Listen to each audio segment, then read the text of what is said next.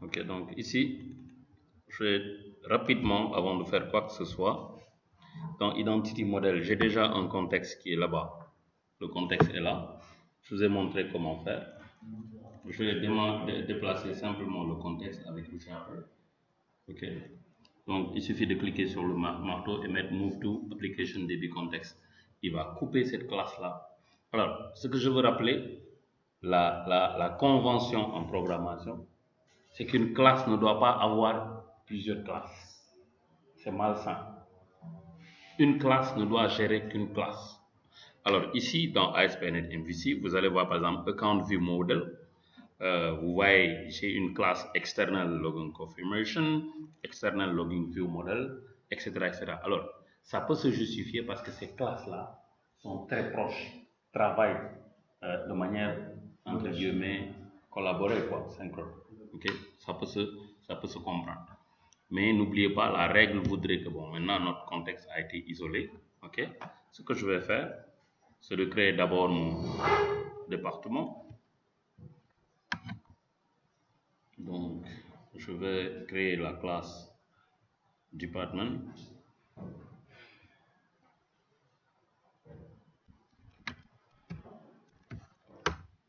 Ok, la classe department a quoi? A un ID de type int, ID, et un string name. Ok, c'est tout. Après department, hein? Description de quoi? Vous verrez, vous verrez. Alors ici, je vais mettre employee. Ok, employee ID.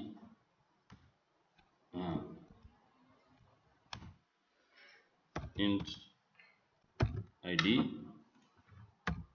Ensuite, string first name,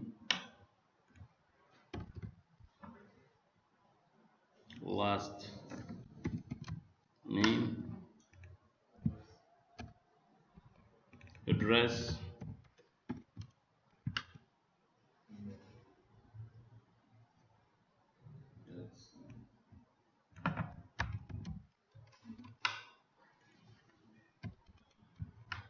okay, address, email,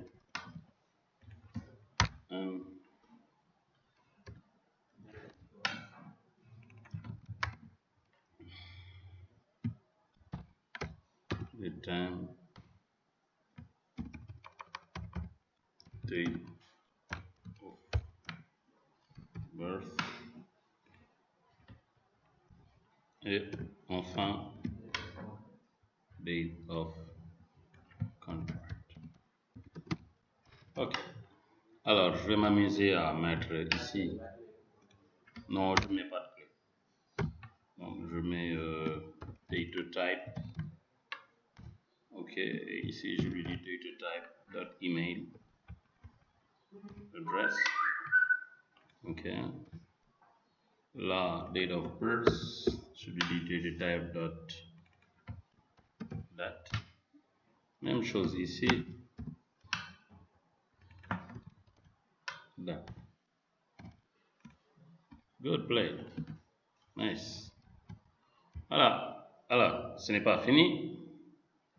Cet employé, il est dans quel département? Donc, je mets prop int department ID. Il faut, regardez comment j'ai écrit department. Il faut que ça soit clair. Department, je l'ai bien écrit. Il n'y a pas de E. Department. Ensuite, ID. Maintenant là, hop, je mets department. C'est tout. Et ça, ce n'est pas fini. Puisque je l'ai fait, je dois revenir dans department et mettre prop iCollection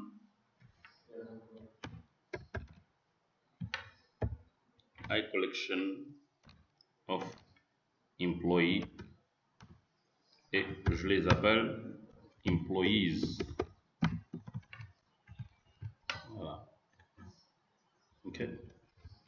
employees.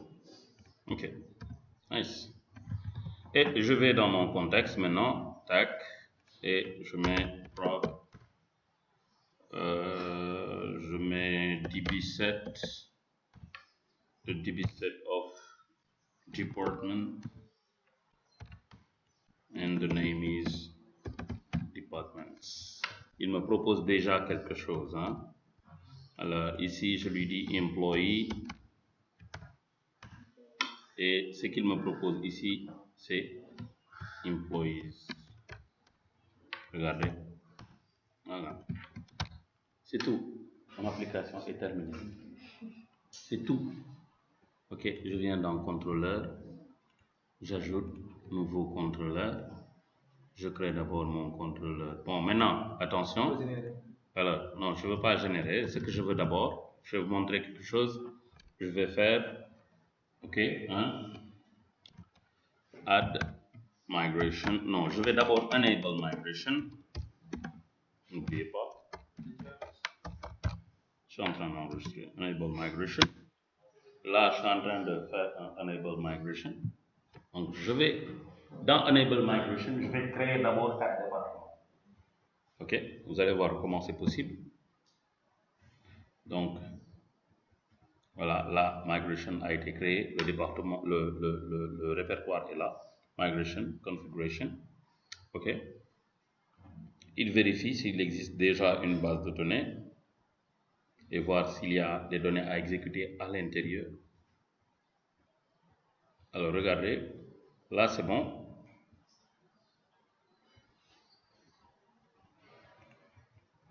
Voilà, great.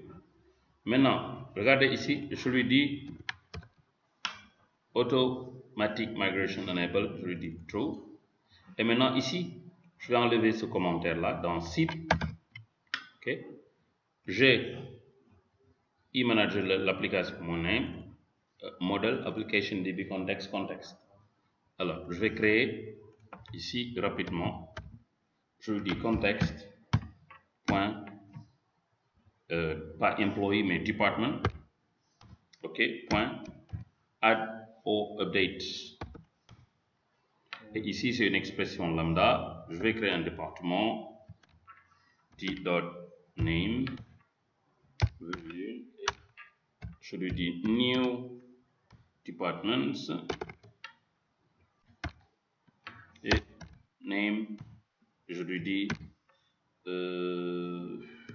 technique, ok, virgule, CTRL C, CTRL V, je dis 4, ok, technique RH, donc je vais mettre ressources humaines, ah, sorry, j'enlève ça, j'enlève ça, j'enlève ça, et j'enlève ça, ok. Alors, ressources humaines, ensuite commercial et marketing, et ici on va dire robotique. Good, c'est tout. Maintenant, je peux faire ce qu'on appelle un add migration, my initial migration. Donc, dans cette migration, quand je vais lui demander de create de update database, il va non seulement faire un create database, mais il va exécuter seed. Ok, voilà, regardez ici, il crée department, il crée employee, ok, j'ai pas encore exécuté, et tout le reste, ok. Donc je lui dis update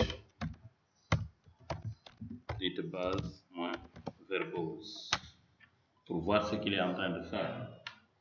En attendant, je peux me connecter dans l'explorateur d'objets SQL pour voir effectivement si departments a été créé et est-ce qu'il y a des données dans departments. Je fais ceci. My application name is eManager 2000 13, 16. Ok, j'ouvre mon serveur local, mes bases de données. Alors, e-manager est où? ASP.NET, voilà. Et là, tac, j'ouvre les tables et regardez, dans table, nous avons quoi? Ça charge. Great. Ok. Nous avons employé, nous avons département, et nous avons la liste des utilisateurs. Donc, je vais voir ce qu'il y a dans Department. Je fais clic droit, afficher données. Et il va afficher les données ici.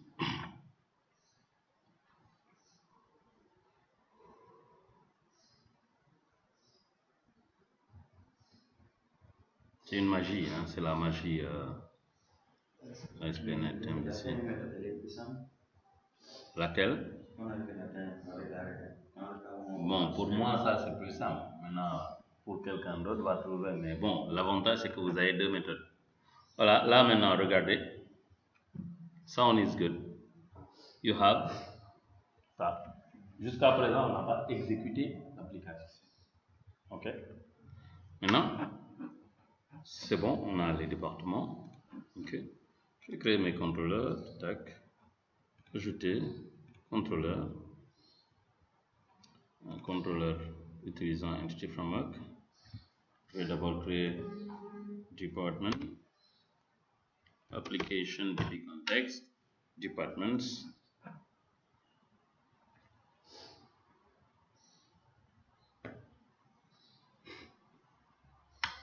And after we create employee,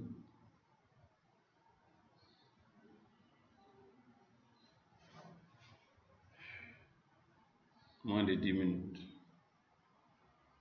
Ok, j'enregistre, je peux faire un CTRL SHIFT B si vous voulez. Ok, pour s'assurer qu'il y a une cohérence dans ce qu'on est en train de faire. S'il y a une erreur, c'est qu'il y a une cohérence. S'il y a une erreur qu'on a sauté, et que par mégarde ou par inadvertance, nous avons touché à une information qu'on ne devrait pas. Donc là, le build s'est bien déroulé. Je fais un clic droit pour un contrôleur. Ici maintenant c'est employee. Sorry.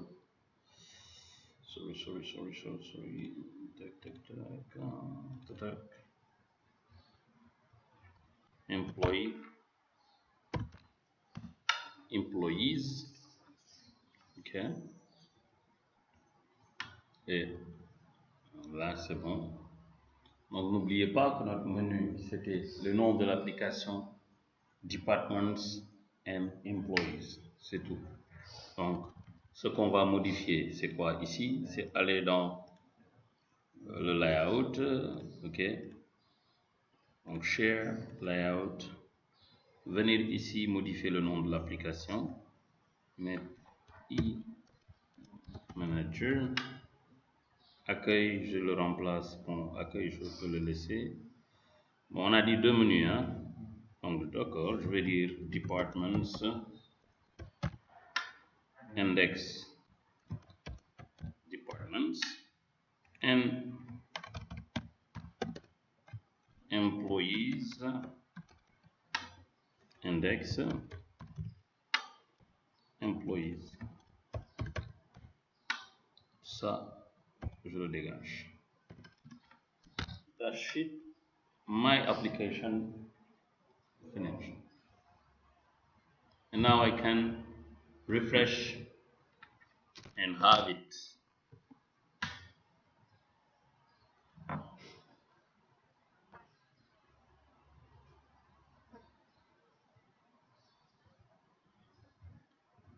C'est tout.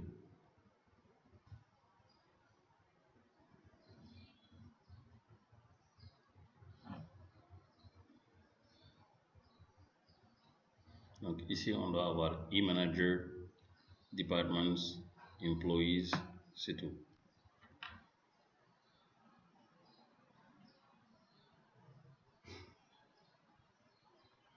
Voilà. E-manager, departments, et on va avoir la liste des 4 départements. Quand on clique dessus, alors au premier clic, c'est normal que ça prenne un peu de temps parce que il va aller switcher, vérifier les liens, etc. Tout est là, ok. Technique, human resources, marketing and commercial robotics. Employé, on n'a aucun employé, c'est normal, ok. On va en créer un. Je dis create, et là, par magie, nous avons déjà la liste des départements. First name, léger, last name, address,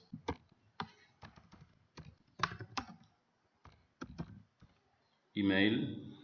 Je vais mettre n'importe quoi et automatiquement il me dit votre email n'est pas valide. Ok, je dis léger.test@gmail.com. ok, date of birth, et vous regardez ici comment Edge affiche le calendrier. Ok, et par rapport à comment on dit, ok, je vais prendre la même chose, je vous montre comment Chrome va